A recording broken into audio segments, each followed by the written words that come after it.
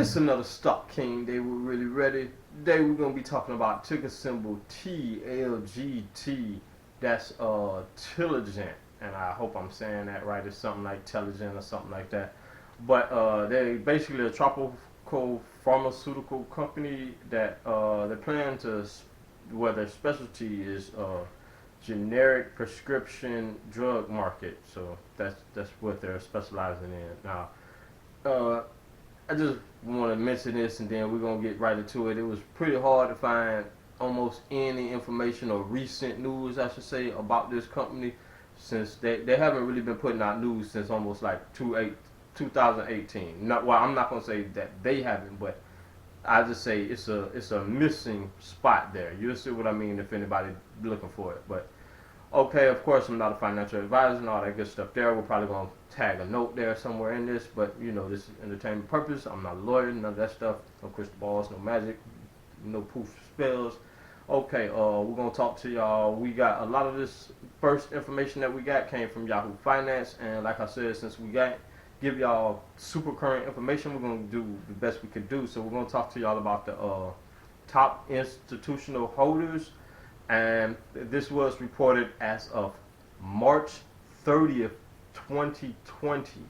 Okay, now the first one is something like Nathan Hala Capital Management. I probably said that wrong, but they hold about 4,155,045,000 shares. I messed that number all the way up. We're gonna say it again. 4,155,045 shares. So that's the amount of shares they currently, well, not currently, but as of March 30th, whatever. Vanguard is in at number 5. I'm not going to run through the whole list with you. Vanguard is in at number 5 at 389,077 shares.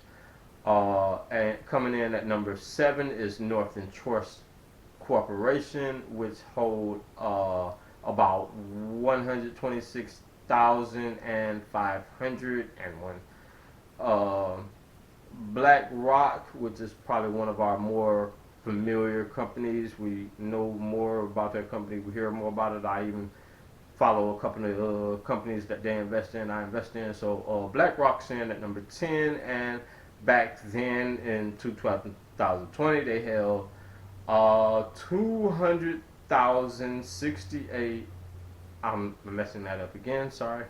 Well, Vanguard held 268,254 shares. Okay, now some of the things that's been going on with Teligent, probably one of the best things, if you ask me, but it's a lot of other things because they've been doing a lot of stuff to come up with a way to meet compliance with the NASDAQ and all this stuff and the SEC. So one of the best things that they got going on for them right now is the debt. So they were able to reduce their debt by 118 million as of June 30th, 2020. Keep in mind, almost all this information I'm giving you is from almost a year ago, because that's the only stuff I can find. If anybody looks, they'll see what I'm talking about. Institutions hold about 18.42%.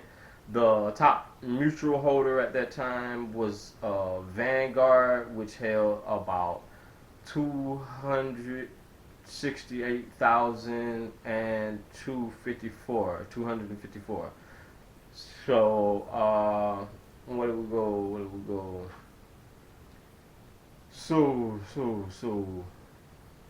okay, now we want to, a couple things that y'all should probably pay attention to is just because the fact that they're in trouble with sex, so to speak, meaning they're trying to get their ratings approved so they can remain on the NASDAQ. If they don't come compliant with the NASDAQ, they will get kicked off of the NASDAQ. This is what has a lot of people worried right now. So just keep that in mind. Now, okay, so in November 2019, the FDA sent Teligent a warning that came about due to a situation from their Bruno, New Jersey manufacturing facility. Teligent received a follow-up letter uh, about the prior warning a little bit after that. So they received one letter, then a little bit after that, they received another letter, of course, and it was about the same thing, another warning. So, well, it was about the same situation. I ain't gonna say it was a warning, but it was about that same situation. Now they respond. Teligent responded by submitting detailed information about changes made to its practices, current practices, and all the current independent assignments, and also the previous assignments. So that's just basically they're trying to make sure that they do everything they can to meet the FDA approval. And like I said, since this information was so hard, when I tell you it was so hard to find, most of this information, well, I told y'all the previous top information I got from, well, a little bit of it came from Yahoo Finance, the institutional holders that came from Yahoo Finance. Now the other information about basically the rest of that stuff came straight from Teligent website. So I went directly to their website, and you can look up their news and events, and that's probably one of the best ways you can get the information that you want to see. And I'll give you one more. Okay, so after that we got like I say, it's even another company called StocksTelegraph.com.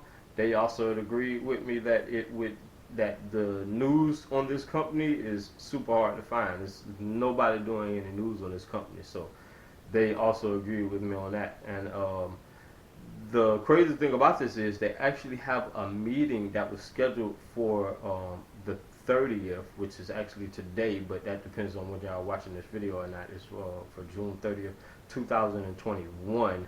Then make sure we get that right, because that's the only recent thing we've probably said right.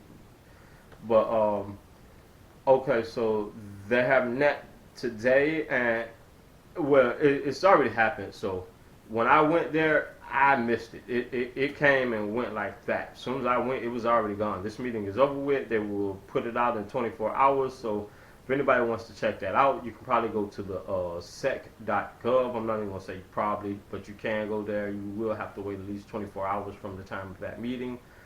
And big shout out to Aaron. If you don't know who AMC Aaron is, find out. He's one of the ones who told us about sec.gov. So shouts go to him. I appreciate that. And of course, did y'all think I was gonna leave without giving y'all the hot tick stock pick? It's AMC like it always been. This ain't changed. We still on AMC. Why would we stop now? Oh, and guess what? Let me do a rundown of some of the movies. I ain't even gonna mention them all because I probably couldn't tell you. But yes, I done seen Spiral. I done seen Mortal Kombat. I done seen what?